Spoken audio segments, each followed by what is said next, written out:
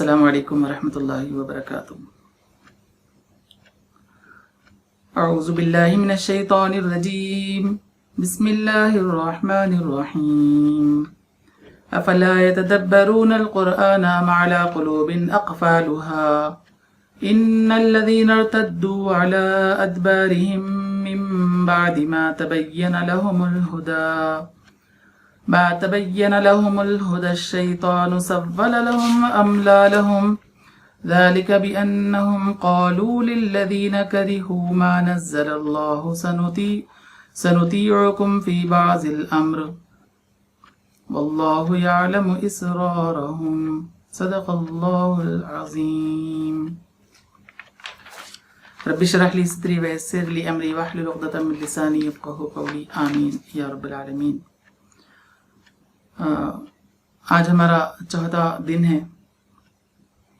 کل سورہ محمد کے تیسرے رکوع کی تلاوت ہم کر رہے تھے، اس کے آخری حصے میں ہم گفتگو کر رہے تھے، اور تیسرے رکوع کے جو مضامین تھے جس میں جہاد کا حکم دیا گیا اور منافقین کے کردار کا تذکرہ تھا، اور اگر اہل باطل کے ہاتھ میں اقتدار ہو تو وہ اقتدار کا غلط استعمال کریں گے، اس پر گفتگو تھی۔ اور چوتھا جو ٹاپک تھا وہ قرآن مجید میں تدبر کی دعوت تھی۔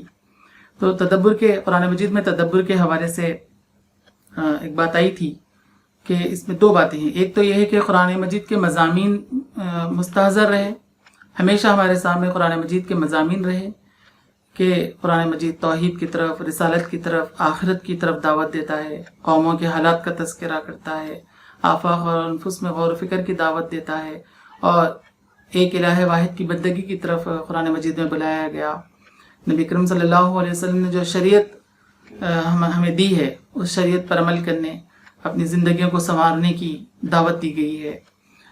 خدا کے سامنے ٹھہرنے کا احساس ہمارے اندر پیدا ہو، آخرت کی ہم تیاری کرنے والے بنے۔ ایک تو تدبر کا ایک معاملہ مطلب یہ ہے کہ قرآن مجید میں ہم اس طرح سے تدبر کریں کہ ہم اپنے مقصد زندگی کو پہچان لیں، اپنے مشن کو سمجھ جائے، اور اس کے لیے سب کچھ لگا دینے کے لیے ہم تیار ہو جائے۔ ایک دوسرا مفہوم تدبر کا ہے، وہ یہ کہ ہم دیکھتے ہیں کہ قرآن مجید میں اور بھی جملے استعمال ہوئے غور و فکر کے لیے۔ افلا یعقلون کا لفظ بھی ہم کو ملتا ہے،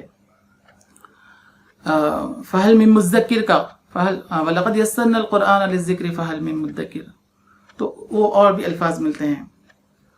تو تعقلون بھی ہو سکتا تھا غور و فکر کے لیے، یتفکرون بھی ہو سکتا تھا، لیکن افلا یتدبرون القرآن فرمایا، تو تھوڑا سا فرق ضرور اس میں ہے۔ فرق یہ ہے کہ جو تدبر ہوتا ہے، تدبر کے اندر یہ بات ہوتی ہے کہ جب ہم قرآن مجید کا مطالعہ شروع کرتے ہیں تو وہاں پہ ہم کو جو احکامات ملتے ہیں تو وہ احکامات ہمیشہ ہمارے ذہنوں میں مستحضر رہے، ہم ان میں سے کسی حکم کو نہ چھوڑیں۔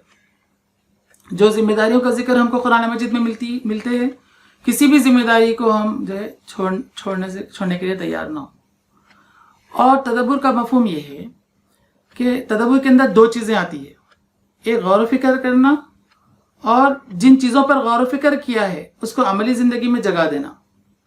اگر صرف غور و فکر کرنا ہوتا تو تعقلون سے بات پوری ہو جاتی تھی، لیکن اللہ تعالیٰ صرف یہ نہیں چاہتا کہ ہم غور و فکر کریں، بلکہ غور و فکر کے ساتھ بندے مومن جذب عمل پر آمدہ، اس کے اندر ایک عمل کا جذبہ پیدا ہوتا ہے، اور وہ اپنے آپ کو خدا کے سامنے سرنڈر کر دیتا ہے۔ تو قرآن مجید میں غور و فکر کرنا اور وہاں جس راستے کی دعوت دی گئی ہے اس راستے پر چل پڑنا، یہ ہے تدبر۔ تو ہم کو یہ بات اچھی طرح سے یاد رکھنی ہوگی کہ قرآن جس مشن کی طرف ہم کو دعوت دیتا ہے، جو ذمہ داریاں ہمیں یاد دلاتا ہے، ان ذمہ داریوں کو اگر ہم پورا کرنے کے لیے ٹھہر جائیں گے زمین پر تو ہم قرآن مجید میں تدبر کرنے والے ہوں گے۔ ہم جانتے ہیں کہ قرآن مجید کے اندر بار بار یہ کہا گیا کہ کتاب انزلناہ الیک مبارک لیدبروا آیاتی، ایک مبارک کلام اللہ نے نازل کیا ہے تاکہ لوگ اس میں غور و فکر کریں، اس لیے اللہ نے نازل کیا ہے، اور یہ ہدایت کا سرچشمہ ہے۔ وَلَوْ شِئْنَا لَرَفَعْنَاهُ بِهَا وَلَكِنَّهُ أَخْلَدَ إِلَى الْأَرْضِ، ہم چاہتے تو اس قرآن کے ذریعے سے لوگوں کو بلندیاں عطا کرتے تھے۔ اور حضرت عمر رضی اللہ تعالیٰ عنہ کی وہ مشہور حدیث جو حضرت عمر نے پیش کی تھی کہ اللہ تعالیٰ اس قرآن کے ذریعے سے بہت سی قوموں کو عروج عطا کرتا ہے اور بہت سی قوموں کو زوال کا شکار کر دیتا ہے۔ تو سامعین محترم، قرآن مجید انسانی زندگی کو سنوارنے کے لیے آیا ہے۔ انسانوں کے قافلے زمین پر دنیا کے جس حصے میں بھی ہوں گے، اگر وہ قرآن مجید سے اپنے آپ کو وابستہ کر لیں گے تو قرآن جیسی اونچی چیز ہے، قرآن جیسی رفعت اور شان والا پیغام ہے، وہ بھی اپنے آپ کو اونچا اٹھا سکیں گے۔ ان ھذا القرآن یہدی للتی ہی اقوم ویبشر المؤمنین الذین یعملون الصالحات ان لہم اجرا کبیرا۔ یہ قرآن راستہ دکھاتا ہے ایک ایسے طریقے زندگی کی طرف جو درست اور پائیدار ہے، اہل ایمان کو خوشخبری دیتا ہے کہ ان کے لیے بڑا اجر ہے۔ تو ایک زبردست راستے کی دعوت دیتا ہے اور ہر قسم کے مسائل حل کرنے کا یہ اعلان کرتا ہے۔ دنیا کیسی ہی کیوں نہ ہو جائے، کتنے ہی مسائل کی شکار نہ ہو جائے، ہر قسم کے مسئلے کو حل کر سکتا ہے۔ حالات کے درمیان میں قرآن مجید لوگوں کی رہنمائی کرتا ہے۔ دنیا میں کسی بھی قسم کے حالات ہو، جب ہم قرآن مجید کی طرف متوجہ ہوتے ہیں تو قرآن مجید ہم کو فوری راستہ دکھاتا ہے، فوری ہمیں روشنی دکھاتا ہے، جس پر ہم آسانی کے ساتھ چل پڑتے ہیں۔ یاد کیجئے حضرت ابوبکر رضی اللہ تعالیٰ عنہ کو جب رسول اللہ صلی اللہ علیہ وسلم کا انتقال ہوا، اس وقت عمر رضی اللہ تعالیٰ عنہ تلوار لے کر ٹھہر گئے، صحابہ جذباتی ہو گئے، جو نئے نئے اسلام قبول کیے تھے وہ اسلام انحراف کا شکار ہونے لگے۔ ایسے موقع پر ابوبکر رضی اللہ تعالیٰ عنہ آتے ہیں اور ممبر پر ٹھہر جاتے ہیں، قرآن مجید پڑھنا شروع کر دیتے ہیں۔ وما محمد الا رسول قد خلت من قبله الرسل افإن مات أو قتل انقلبتم على أعقابكم۔ محمد اللہ کے رسول تھے، اس سے پہلے بھی بہت سے انبیاء گزر چکے ہیں، اگر وہ شہید ہو جائیں یا انتقال کر جائے تو کیا تم الٹے پاؤں پھر جاؤ گے؟ جو کوئی الٹے پاؤں پھرے گا وہ اللہ کا نقصان نہیں کر سکتا۔ تو سامعین محترم، ہم دیکھتے ہیں کہ صحابہ نے ایسے حالات میں کہ جس کا سنبھلنا ممکن نہیں تھا، آپ تصور کیجئے، امیجن کیجئے کہ وقت کا رسول اس دنیا سے جا رہا ہے۔ لوگوں نے کہا تھا کہ جس نبی کے ساتھ ہم نے جدوجہد کی، جس نبی کے لیے ہم نے جدوجہد کی، وہ نبی چلے گیا، تو اب کیا فائدہ کہ مسلمان باقی رہے۔ جو لوگ نئے نئے اسلام قبول کر رہے تھے انہوں نے اس طرح سے کہا۔ ایسے موقع پر مسلمانوں کو حوصلہ دینے والی کتاب اور ان کے جذبات کو قابو میں کرنے والی جو کتاب تھی وہ قرآن مجید تھی، ہر دور کے مسائل کو حل کرنے کے لیے۔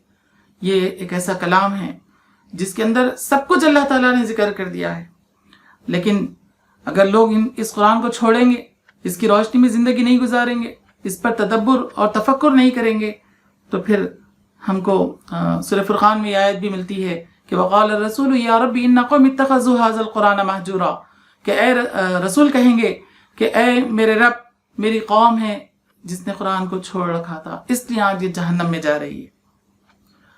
تو ناظرین محترم، ہماری بڑی ذمہ داری ہے کہ ہم اس قرآن مجید کے مطابق اپنی زندگیوں کو وابستہ کریں، اس کی ترتیل کے ساتھ تلاوت کریں، ہم تجوید کا ہم خیال کر کے پڑھیں، اس پہ غور و فکر، اس کی آیتوں کو پڑھیں، اس پر ایمان رکھیں، اس کے اندر غور و فکر کریں، اور غور و فکر کے ساتھ تدبر کریں، جیسا کہ آج ہم کو یہاں سورہ محمد میں بتایا گیا کہ ہم اس پہ تدبر کرنے والے بنیں۔ اور تدبر کا جو ڈیفینیشن میں نے آپ کے سامنے پیش کیا ہے کہ تدبر دو چیزوں کا نام ہے، ان دو چیزوں پر بھی ہماری نظر ہونی چاہیے۔ ابن قیم رحمۃ اللہ علیہ ایک اچھے اسکالر تھے، انہوں نے یہ لکھا کہ تدبر کے بارے میں انہوں کہتے ہیں کہ جب بندہ قرآن مجید میں تدبر کرنا چھوڑ دیتا ہے تو یہ بھی قرآن مجید کو چھوڑنے میں شمار ہے۔ انہوں نے کئی چیزیں پیش کی ہے کہ کون کون سے لوگ ہیں جو قرآن کے چھوڑنے والوں میں شمار ہوں گے، تو اس میں ایک ان کو بھی شمار کیا ہے انہوں نے کہ غور و فکر کرنے والوں، اور غور و فکر کا مطلب یہ ہے کہ آدمی عمل پر بھی آمدہ ہو جائے، تو یہاں پر غور و فکر کی دعوت دی گئی ہے۔ پھر اس کے بعد ہم دیکھتے ہیں کہ فوری شیطان کا تذکرہ کیا گیا، ان الذین ارتدوا علی ادبارہم من بعد ما تبین لهم الہدی۔ حقیقت یہ ہے کہ جو لوگ ہدایت واضح ہونے کے بعد اس سے پھر گئے، ان کے لیے شیطان نے اس روش کو سہل بنا دیا، اللہ اکبر، اور جھوٹی توقعات کا سلسلہ ان کے لیے دراز کر رکھا۔ آپ یہ بات غور کیجئے کہ قرآن مجید کا ذکر ہے اور اس کے فوری بعد شیطان کا تذکرہ ہے۔ اس کا مطلب یہ ہے کہ شیطان بھی اچھی طرح سے سمجھتا ہے کہ جب جب قومیں اپنے آپ کو قرآن مجید سے وابستہ کرے گی تو وہ بہت اونچے مقام پر پہنچ جائے گی، اس لیے شیطان کی پوری کوشش ہوتی ہے کہ لوگ جو ہے قرآن مجید کے قریب نہ آئیں، یہ اس کی بہت بڑی کوشش ہوتی ہے۔ ان الذین ارتدوا علی ادبارہم، کہ جب لوگوں نے حق ان کے سامنے آنے کے باوجود بھی اس کو پس پش ڈال دیا، اس پر توجہ نہیں کی، تو شیطان نے ان کے لیے اور راہوں کو آسان کر دیا، ان کے اعمال کو خوشنما بنا کے پیش کر دیا اور جھوٹی توقعات کا سلسلہ دراز کر دیا۔ یہ شیطان کی چالیں ہیں، جس نے اپنے رب سے وعدہ کیا تھا کہ لَأُضِلَّنَّهُمْ وَلَأُمَنِّيَنَّهُمْ وَلَآمُرَنَّهُمْ، میں ضرور بھی ضرور تیرے بندوں کو بھٹکاؤں گا، میں ضرور بھی ضرور ان کو الجھاؤں گا۔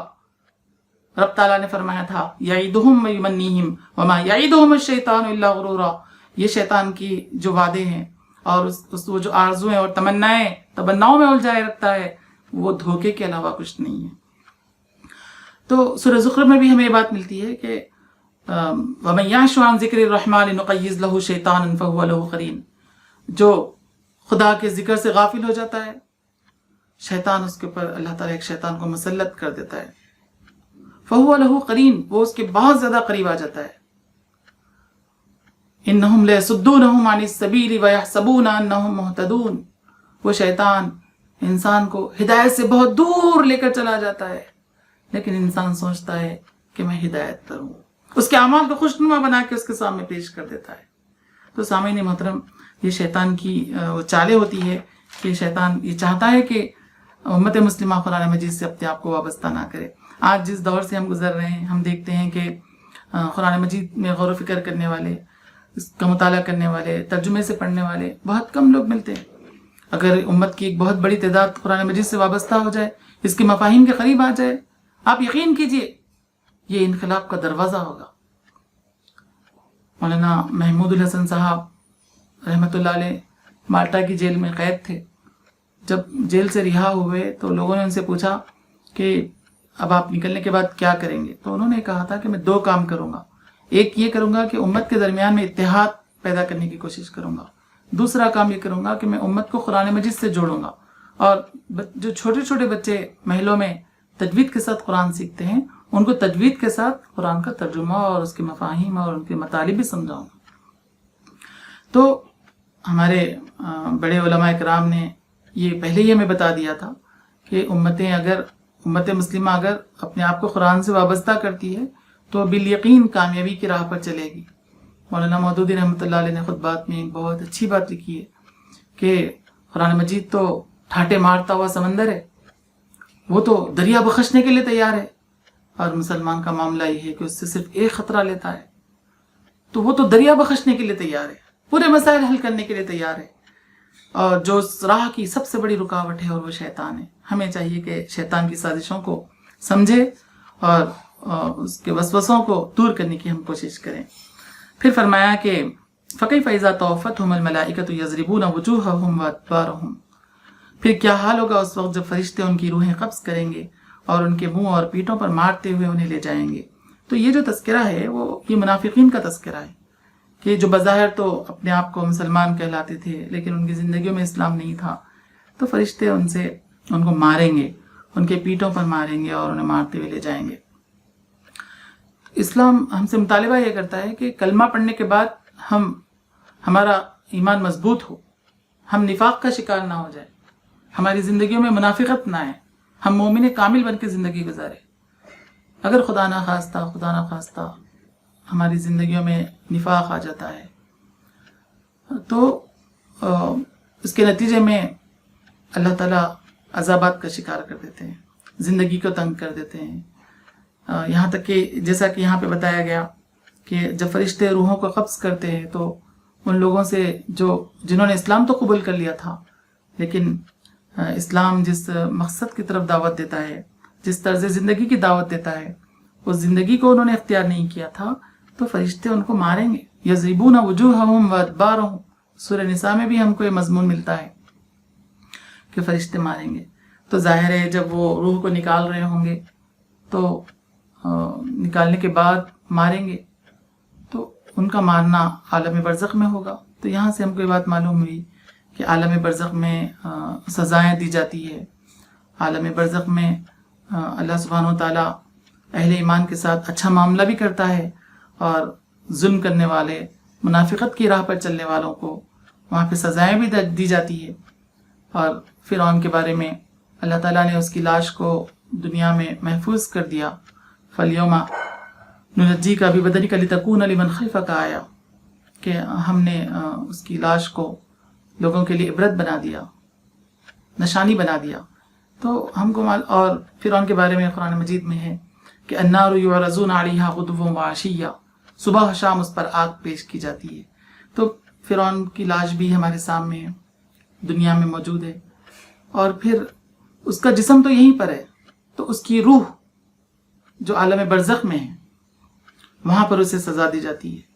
تو فرعون بھی ہمارے لیے ایک نشانی ہے کہ آدمی اگر یہ سمجھتا ہے کہ اس جسم کو جلا دیا جائے، اس جسم کو ختم کر دیا جائے یا مٹی میں مل جائے تو کام ہو گیا، ایسا نہیں ہے، بلکہ اصل معاملہ روح کا ہے، روح کی تربیت کا ہے، اور سوال بھی جو ہوگا وہ روح سے ہوگا. یہ جسم تو اللہ تعالیٰ نے ہمیں عاریتاً عطا کیا، استعمال کے لیے عطا کیا ہے. یہ جسم تو ہماری زندگی میں بدلتا رہتا ہے، ہر 8-10 سال کے بعد ہمارے جسم کے جو پارٹس ہیں اس میں تبدیلی آ جاتی ہے. تو یہ تو ایسی چیز ہے جو بدلتے رہتا ہے یہاں تک کہ ختم ہو جائے گا. اصل معاملہ روح کے سدھار کا ہے. اور نبی اکرم صلی اللہ علیہ وسلم پہ جو قرآن نازل ہوا وہ بھی قلب مبارک پر نازل ہوا. تو اصل روح کی اصلاح مقصود ہے. تو اگر اس روح کی اصلاح نہ ہو، اس کی تربیت نہ ہو، اس کو مزین نہ کیا جائے، اگر اس کے اندر نفاق ہو، تو اللہ فرماتا ہے کہ دنیا میں بھی اللہ تعالیٰ کی ناراضگی ملے گی، اور مرنے قیامت سے پہلے جو مرحلہ ہوگا عالم برزخ کا، اس میں بھی فرشتوں کے ذریعے سے ان کو مارا جائے گا. پھر اس کے بعد یہاں سے آخری رکوع شروع ہوتا ہے. اس آخری رکوع میں اللہ سبحانہ وتعالیٰ نے منافقین کے پردے کو چاک کر سکتا ہے، لیکن اللہ تعالیٰ نے ان کے پردے کو چاک نہیں کیا. منافقین کی شناخت تو اللہ تعالیٰ چاہا تو بتا سکتا ہے، لیکن اللہ تعالیٰ نے ان کی شناخت کو ظاہر نہیں کیا. اس کا تذکرہ ہے، اور اہل ایمان سے اطاعت، اللہ کے رسول کی اطاعت پر کمر بستہ ہو جانے کا مطالبہ ہے، اور دین کی راہوں میں بودے نہ بنو، یہ بات فرمائی گئی ہے. دنیا کی زندگی کو ترجیح نہ دو، یہ کھیل اور تماشا ہے، یہ بتایا گیا. اور اہل ایمان کو اللہ کی راہ میں ہر حال میں پیسہ خرچ کرنے کی طرف رغبت دلائی گئی ہے. یہ رکوع اس طرح سے شروع ہوتا ہے: کیا وہ لوگ جن کے دلوں میں بیماری ہے یہ سمجھے بیٹھے ہیں کہ اللہ ان کے دلوں کے کھوٹ ظاہر نہیں کرے گا؟ ہم چاہے تو انہیں تم کو آنکھوں سے دکھا دے اور ان کے چہروں سے تم ان کو پہچان لو، مگر ان کے انداز کلام سے تو تم ان کو جان ہی لوگے. اللہ تم سب کے اعمال سے خوب واقف ہے. ہم ضرور تم لوگوں کو آزمائش میں ڈالیں گے تاکہ تمہارے حالات کی جانچ کرے اور دیکھ لیں گے تم میں مجاہد اور ثابت قدم کون ہے. دو باتیں ہم کو ان آیتوں سے معلوم ہوئی. پہلی بات یہ معلوم ہوئی کہ منافقین یہ سمجھتے تھے کہ اللہ تعالیٰ جو ہے ان کی کھوٹ کو ظاہر نہیں کرے گا، دو چہروں کے ساتھ وہ ہمیشہ زندہ رہ سکیں گے، وہ ایسا سمجھتے تھے. تو اللہ سبحانہ تعالیٰ نے ان آیتوں میں فرمایا کہ تم ان کی چالوں سے، ان کی حرکتوں سے تم ان کو پہچان سکتے ہو. تو اہل ایمان منافقین کو پہچانتے تھے ان کی چالوں سے، ان کی حرکتوں سے. ان کی چالیں اور ان کی حرکتیں کیا تھی جس سے پہچانتے تھے؟ تو قرآن مجید میں جہاں ہم تیسرے رکوع کی تلاوت کر رہے تھے وہاں پر بھی ان کی چالوں کا تذکرہ آیا. ایک کتاب ہے نبی اکرم صلی اللہ علیہ وسلم ماہر نفسیات کے نام سے، سیدہ سعدیہ غزنوی نے یہ کتاب لکھی ہے. انہوں نے منافقین کے 5 نشانیوں کا وہاں پہ تذکرہ کیا ہے. کہ پہلی نشانی یہ ہے کہ انسان میں جب نفاق کی کیفیت پیدا ہوتی تو جو نہیں ہے وہ ظاہر کرنے کی کوشش کرتا انسان، یہ نفاق کی علامت ہے. چنانچہ وہ لوگ بھی، منافقین بھی وہاں پر یہی کرتے تھے. دوسری نشانی انہوں نے لکھی کہ جب ملتے تو بار بار احساس دلاتے کہ ہم بھی آپ کے ساتھ ہیں، ہم مجلس میں ہی ہیں. یہ بھی ہم دیکھتے ہیں کہ منافقین کی حرکتیں تھیں کہ جب رسول اللہ صلی اللہ علیہ وسلم خطبے کے لیے ممبر پر ٹھہرتے تو عبداللہ بن ابی وغیرہ کھڑے ہو جاتے تھے اور یہ کہتے تھے کہ دیکھو محمد تقریر کر رہے ہیں، غور سے سنو، وہ تقریر کر رہے ہیں. اور ہر آنے والے سے کہتے تھے کہ یہ اللہ کے رسول ہیں. اس طرح سے کیا کرتے تھے؟ وہ ڈسٹرب کر دیتے تھے. ظاہر ہے تقریر کے درمیان میں اگر کوئی کھڑے ہو کر کچھ کہنے لگے تو ظاہر ہے پورا ماحول بدل جاتا ہے، لوگ پورے پیچھے کی طرف متوجہ ہو جاتے. تو یہ منافقین کی چال تھی. تو سیدہ سعدیہ غزنوی نے اس کو لکھا. دوسرے کہ جب وہ ملتے ہیں تو بار بار احساس دلاتے ہیں کہ ہم آپ کے ساتھ ہیں. سورہ منافقون کی پہلی آیتوں میں اس کا تذکرہ ہے. اذا جاءك المنافقون قالوا نشهد انك لرسول الله والله يعلم انك لرسوله واللہ یشہد ان المنافقین لکاذبون. جب منافقین آپ کے پاس آتے ہیں تو کہتے ہیں کہ آپ اللہ کے رسول ہیں. اللہ کہتا ہے ہم جانتے ہیں کہ آپ اللہ کے رسول ہیں، لیکن اللہ اس بات کی بھی گواہی دیتا ہے کہ منافقین جھوٹے ہیں. تو یہ خود ان کی حرکتوں سے صحابہ بھی جان لیتے تھے، اور یہ حرکتیں ہوتی ہیں منافقین کی. تیسری جو حرکت تھی وہ بہترین اپنے آپ کو بنا سوار کے رکھتے تھے، جسم کے اعتبار سے بھی اور لباس کے اعتبار سے بھی. سورہ منافقون میں فرمایا وَإِذَا رَأَيْتَهُمْ تُعْجِبُكَ أَجْسَامُهُمْ، تم جب ان کو دیکھو تو تم ان کے جسموں کو دیکھ کر تم کو تعجب ہونے لگے، بہت بھاری بھرکم ہوتے ہیں. تو وہ اپنے جسم کو بنانے میں اپنا پورا وقت ضائع کر دیتے، اپنے مقصد زندگی کو فراموش کر دیتے، جو ذمہ داریاں ان پر ہے اس سے وہ غافل رہتے، اور جو ہے چالیں چلنا اور منافقت کی روش اختیار کرنا یہ ان کی صفت تھی. اسی طرح سے دوسروں کو ذلیل کرنے کی کوشش کرتے، سامنے والے کو کمزور دکھانا، سامنے والا ذلیل ہو جائے کسی طرح سے، یہ بھی منافقین کی علامتوں میں سے ہے. انہوں نے اس کو لکھا کہ یہ بھی ہم دیکھتے ہیں کہ وہ جس اس آیت کے اندر بتایا گیا کہ تم پہچان سکتے ہو، تو ان منافقین کو صحابہ پہچانتے تھے اس طرح سے کہ وہ ایک دوسرے کو ذلیل کرنے کی کوشش کرتے تھے. غزوہ بنو مصطلق کے موقع پر یہ منافقین ایک جگہ جمع ہو گئے اور انہوں نے کہا کہ یقولون لئن رجعنا الى المدینة لیخرجن الاعز منها الاذل. انہوں نے کہا کہ آج جو عزت والے ہیں مدینے میں پہلے داخل ہو جائیں گے. تو اس طرح کی باتیں یہ لوگ کرتے تھے، کسی کو ذلیل کر دینا، کسی کو رسوا کر دینا، کسی کے اوپر جنگ حاوی ہو جائے، کوئی مر جائے، کوئی راستے سے ہٹ جائے، بدنام ہو جائے. یہ چوتھی پہچان ہوتی ہے ان کی. اور پانچویں یہ کہ وہ حسد کا شکار رہتے ہیں. تو منافقین کی وہ علامتیں جو نبی کریم صلی اللہ علیہ وسلم کی احادیث میں ہم کو ملتی ہے کہ جب بات کرے تو جھوٹ بولے، جب وعدہ کرے تو وعدہ خلافی کرے، جب جھگڑا ہو تو گالی گلوچ پہ اتر آئے، جب امانت رکھی جائے تو امانت میں خیانت کرے. ان صفات کے ساتھ ساتھ یہ جو صفات نبی اکرم صلی اللہ علیہ وسلم ماہر نفسیات اس کتاب میں ہیں، تو نبی اکرم صلی اللہ علیہ وسلم اور صحابہ اس وقت کے دور کے منافقین کو نفسیاتی اعتبار سے دیکھ کر سمجھ سکتے تھے کہ یہاں کون سے لوگ منافق ہیں. تو یہ چیزیں تھیں ان کے اندر، جو 5 چیزوں کا میں نے آپ کے سامنے تذکرہ کیا، وہ چیزیں مدینے کے منافقین میں پائی جاتی تھی. اس کے بعد دوسری بات اللہ تعالیٰ نے ان آیتوں میں فرمائی کہ وَلَنَبْلُوَنَّكُمْ حَتَّى نَعْلَمَ الْمُجَاهِدِينَ مِنْكُمْ وَالصَّابِرِينَ وَنَبْلُوَ أَخْبَارَكُمْ. ہم ضرور تم لوگوں کو آزمائش میں ڈالیں گے تاکہ تمہارے حالات کی جانچ کرتے رہے اور دیکھیں کہ تم میں مجاہد اور ثابت قدم کون ہے. یہ اللہ تعالیٰ چاہتا ہے کہ ہم کو آزمائش میں ڈالنا چاہتا ہے. آزمائش کا مطلب یہ ہے کہ میدان عمل میں ڈالنا چاہتا ہے. آزمائش کا یہ مطلب نہیں ہے کہ مصیبتوں میں ڈالنا چاہتا ہے، بلکہ یہ مطلب ہے کہ اس کام میں لگانا چاہتا ہے اور اس کے ذریعے سے ہماری جانچ کرنا چاہتا ہے. کیوں؟ اس لیے کہ جب ہم نے اسلام کا کلمہ پڑھا تو ظاہر ہے اس کلمے کو ہم کو بتانا پڑے گا کہ واقعی ہم اس کے پڑھنے میں حق بجانب ہے یا ہم نے بس یوں ہی اس کلمے کو ادا کر لیا ہے. اگر ہم نے اخلاص کے ساتھ یہ کلمہ ادا کیا ہے اشہد ان لا الہ الا اللہ و اشہد ان محمدا عبدہ و رسولہ، تو پھر ہمیں ثابت کرنا پڑے گا، الہ واحد کی بندگی اقرار کرنا پڑے گا، اس کے دین کو نافذ کرنا پڑے گا، اس کے رب ہونے پر یقین رکھنا ہوگا، اس کی لائی ہوئی شریعت کو قبول کرنا اور اس نظام زندگی کو برپا کرنے کی جد و جہد کرنا جو انبیاء علیہ السلام نے کی تھی. یہ ساری چیزیں ہمارے اوپر فرض ہو جاتی ہے. یہ سب کیوں؟ اس لیے کہ اللہ تعالیٰ نے انسان کو اس لیے پیدا کیا ہے کہ اس کی آزمائش کرے.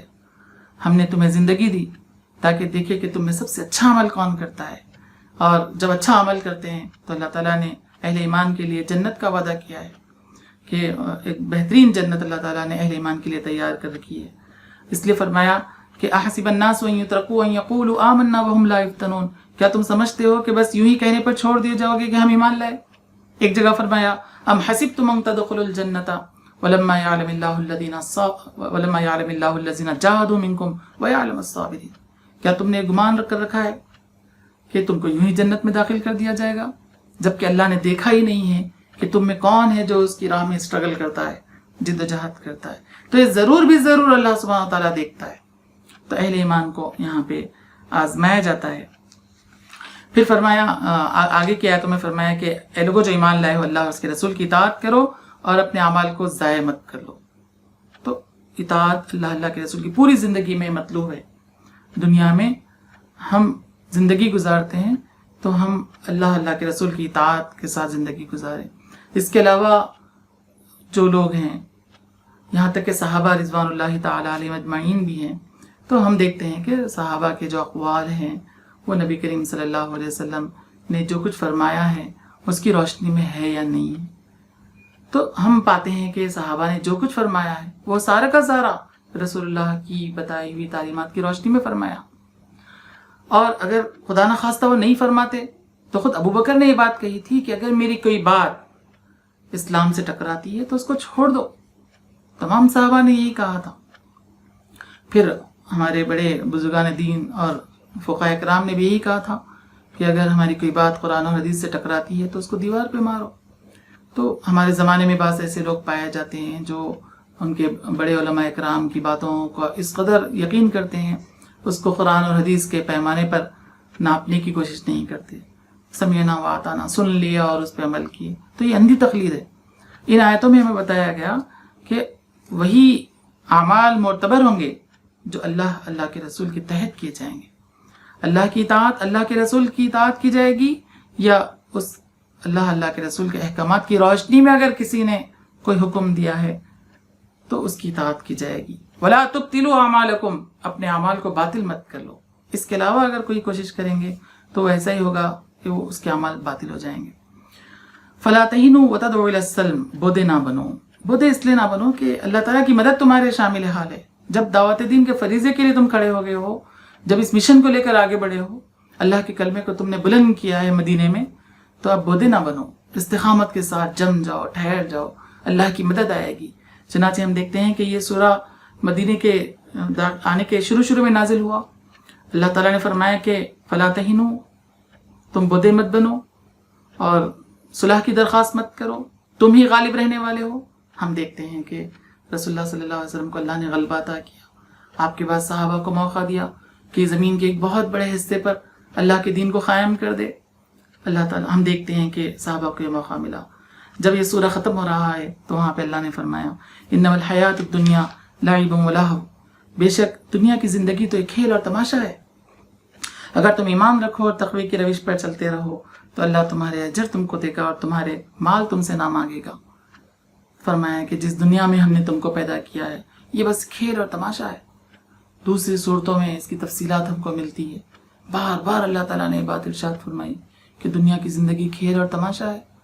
ہمارے نبی صلی اللہ علیہ وسلم آرام کر رہے ہیں، آپ کے جسم اطہر پر نشان پڑے ہوئے. حضرت عمر پوچھتے ہیں کہ اللہ کے رسول آپ کے جسم پر نشان ہیں، مجھے برداشت نہیں ہوتا. دوسرے قیصر و کسریٰ میں سونے والے، ایران کے محلوں میں سونے والے تو بستروں پر نرم نرم گدوں پر سوئے، اور آپ دو جہاں کے شہنشاہ، آپ کے جسم پہ نشان ہو، مجھے یہ بات برداشت نہیں ہے. اس موقع پہ اللہ کے رسول نے فرمایا تھا اے عمر، کیا تمہیں یہ بات پسند نہیں ہے کہ ہمارے لیے ہو جنت اور ان کے لیے دنیا؟ کیا تمہیں یہ بات پسند نہیں ہے کہ ہمارے لیے جنت ہو؟ تو مومن تو دنیا کے لیے پیدا نہیں کیا گیا، مومن کو تو آخرت کے لیے پیدا کیا گیا. تو ہم اچھی طرح سے سمجھ جائے کہ یہ ہمارا راستہ ہے، یہ منزل نہیں ہے. اگر ہم کو اس منزل تک پہنچنا ہے تو ہم کو قرآن مجید کی روشنی میں زندگی گزارنا پڑے گا. سورہ محمد کا خاص طور پر ہم مطالعہ کرتے ہیں تو جہاں سے آیتیں شروع ہوئی ہے، دیکھیے آپ رسول اللہ اور صحابہ کی زندگیاں کیسی تھی. ایک مشن کے لیے پوری طرح سے وقف ہو گئی تھی. اور پھر یہ کہ ان سے کہا گیا کہ ہمت نہ ہارو، بودے نہ ہو جاؤ. جس دنیا کو لوگ سمیٹ رہے ہیں، یہ دنیا تو کھیل اور تماشا ہے.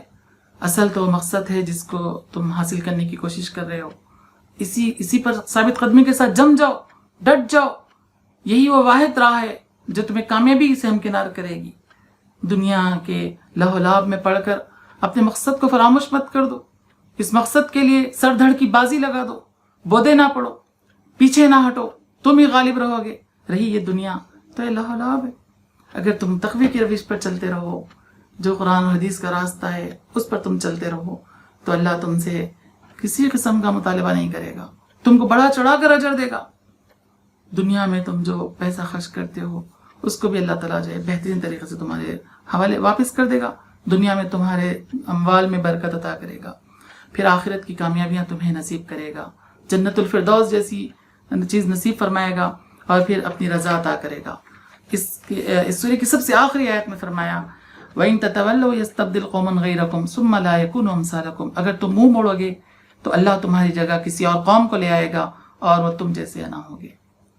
کیسی بات ارشاد فرمائی گئی ہے، پوری دعوت پیش کی گئی، ہر اینگل سے گفتگو کی گئی، آخر میں فرمایا اس راستے کو چھوڑ کر اگر تم کسی اور راستے کو اختیار کرو گے تو کسی اور سے اللہ تعالیٰ کام لے لے گا۔ اللہ تمہارے کام کا محتاج نہیں ہے، اللہ کسی اور سے کام لے گا۔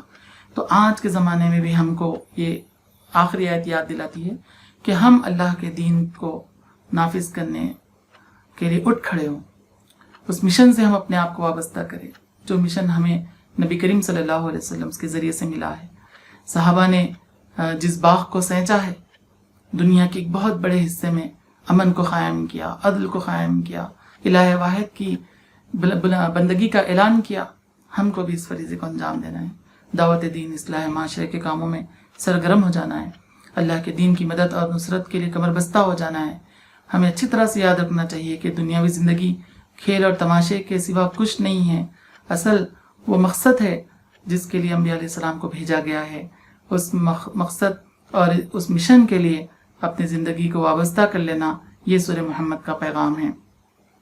اللہ تعالیٰ سے دعا ہے کہ اللہ تعالیٰ ہمیں اس بات کی توفیق دے کہ ہم قرآن مجید کی آیتوں کو بہت گہرائی کے ساتھ سمجھنے کی ہمیں توفیق عطا فرمائے، اس کی آیتوں پر غور و فکر کرنے اور اس کے بتائے ہوئے راستے پر زندگی گزارنے کی ہمیں توفیق عطا فرمائے۔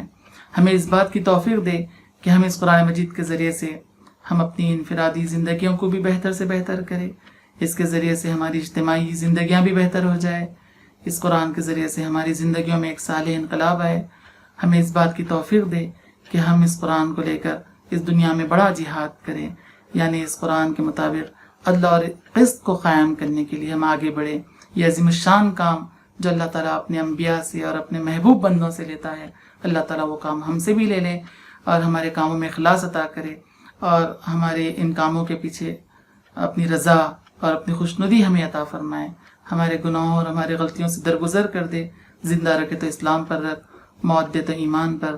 رب اغفر ورحم انت خیر الراحمین والحمد للہ رب العالمین۔